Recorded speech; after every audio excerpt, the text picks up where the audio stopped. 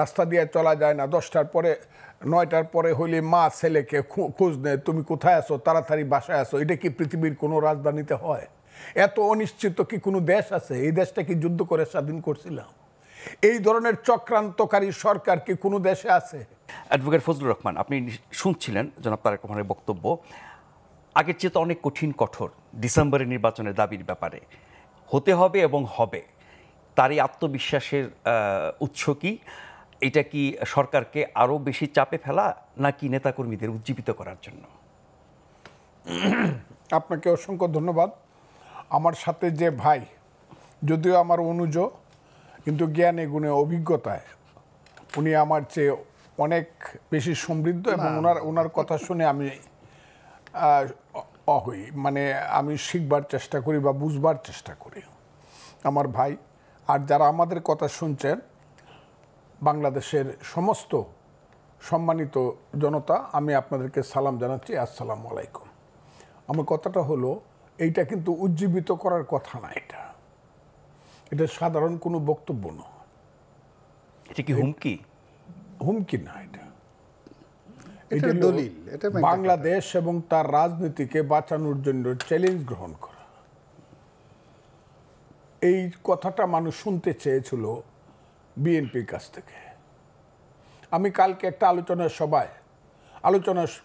একটা ইউটিউবের বক্তব্যে আমি বলেছি যে বিএনপির নেতৃত্ব আগের রাত্রে কথা বলে মাথা উঁচু করে, পরের দিন আবার যখন ইউনূস সাহেবের কাছে গিয়া দেখে যাদের মন্ত্রিত্ব চায় না তাদেরকে ইউনূস সাহেব পাশে বসায়া, সেই সজীব বুয়েদেরকে পাশে বসায় রাখে।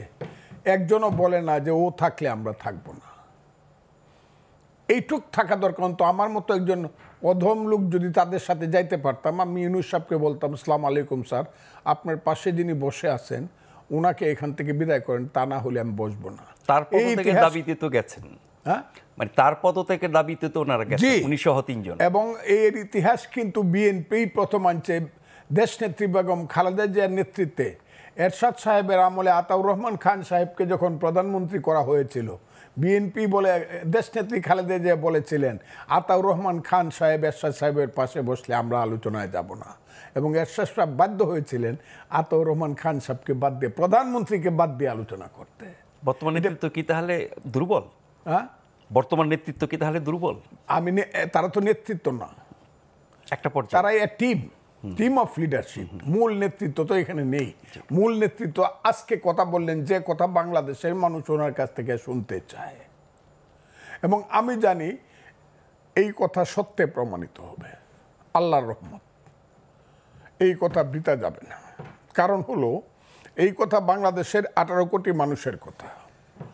এই কথা হলো বাংলাদেশের যে স্বাধীনতার সার্বভৌমত্বের প্রতীক সেনাবাহিনী বা প্রতিরক্ষা বাহিনী, তাদের কথা। তারাই বলেছে এই কথাটা যে ডিসেম্বরের মধ্যে ইলেকশন হবে। যখন ইউনূস সাহেবরা সবসময় বলতেছিল ডিসেম্বর থেকে জুন, একমাত্র সেনাবাহিনীর প্রধান বলছে না, ডিসেম্বরের মধ্যে ইলেকশন হবে, তারপরে আমরা ব্যারাকে ফিরে যাব, এরপরে আর আমরা থাকবো না, আমরা জানুয়ারিতে শপথ গ্রহণ অনুষ্ঠান দেখতে চাই, এইটুক বলেছে। কাজেই যেখানে সার্বভৌমত্বের প্রতীক প্রতিরক্ষা বাহিনী, সেনাবাহিনী কথা বলেছে, আর বাংলাদেশের সবচেয়ে জনপ্রিয় এবং মানুষের দ্বারা সমর্থিত দল বিএনপির নেতা জনাব তারেক রহমান যখন কথাটা বলেছে, আমার ধারণা এই কথাকে মিথ্যা প্রমাণ করার মতো অবস্থা কোনো দিনই হবে না। আল্লাহর রহমতে ডিসেম্বরে, আমিও বলি ইলেকশনটা ডিসেম্বরে হবে।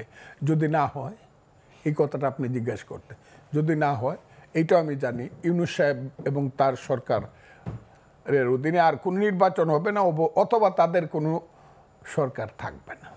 কিন্তু এত বড় দুটি শক্তিকে অবজ্ঞা কেন করছে ডক্টর ইউনূসের সরকার? সামরিক বাহিনী এবং বিএনপি, এই বড় দুটো শক্তিকে অবজ্ঞা করছে কেন ডক্টর ইউনূসের সরকার? ক্ষমতার ময়ূর সিংহাসনে যারা বসেন এই দেশে, আমি দেখছি আর কি, তাদেরকে আরবিতে বলে সুম্মুন বুকমুন উমিউন ফাহিউম লায়ারজিউ। তারা চোখ থাকতে দেখে না, কান থাকতে শুনে না, মন থাকতে বুঝে না। তারা মনে করে তাদের চেয়ে ক্ষমতাবান লোক আর নাই, এবং যে ভুল তারা করছে, ভুল বললে কম বলা হয়, যে অপরাধ তারা দেশের সঙ্গে করছে। এত অনিশ্চিত দেশ, আমার ভাইয়ের বয়স আমার রাজনীতির চেয়েও কম। আমি 61 বছর যাবৎ রাজনীতি করি। আমি 1964 সন থেকে রাজনীতি করি। 6 দশক আমার রাজনীতির অভিজ্ঞতা। কেউ কোনোদিন দেশের এই ধরনের ক্ষতি করে, এত অনিশ্চিত দেশ থেকে আপনি রাস্তা দিয়ে হাঁটতে পারবেন না, রাত্রিবেলা ঘুমাইলে পরে আপনি ট্রাকের শব্দ শুনবেন, সেই ট্রাকের উপরে মেশিন গান, আর্মি কেন সারা রাত ঘুমাবে না, রাস্তা দিয়ে চলা যায় না, 10টার পরে 9টার পরে হইলে মা ছেলেকে খোঁজ নেয়, তুমি কোথায় আছো, তাড়াতাড়ি বাসায় আসো। এটা কি পৃথিবীর কোনো রাজধানীতে হয়? এত অনিশ্চিত কি কোনো দেশ আছে? এই দেশটা কি যুদ্ধ করে স্বাধীন করছিলাম? এই ধরনের চক্রান্তকারী সরকার কি কোনো দেশে আছে? যে সরকার আমার দেশের করিডোর দিয়ে দেয়, আমি জানতে পারি 2 মাস বা 3 মাস পরে। 1 বছর যাবত আমার দেশের একটা দ্বীপ, আমি মনে করি এটা সবচেয়ে সুন্দর দ্বীপ, সেন্ট মার্টিন দিয়ে রাখছে একটা রাজাকারের বাচ্চা, ওই যাকে সবাই ফুলপরি কয়, এই যে মেয়েটা, আমি বলি ভদ্র মহিলা, মানুষ বলে মেয়েটা, সে বড় বড় কথা বলে। 1 বছর যাবত একটা স্টিমার যাইতে পারে না ওতে, মানে এই সরকার আসার পর থেকে যাইতে পারেন না সেন্ট মার্টিনে। আপনি সমুদ্র বন্দর দিয়ে দিচ্ছেন, কোন কথা বলে? আপনি বলছেন যে ভালো চালাইতে পারবে তাকেই আমি দিয়ে দিব, যে সুন্দরভাবে চালাইতে পারবে।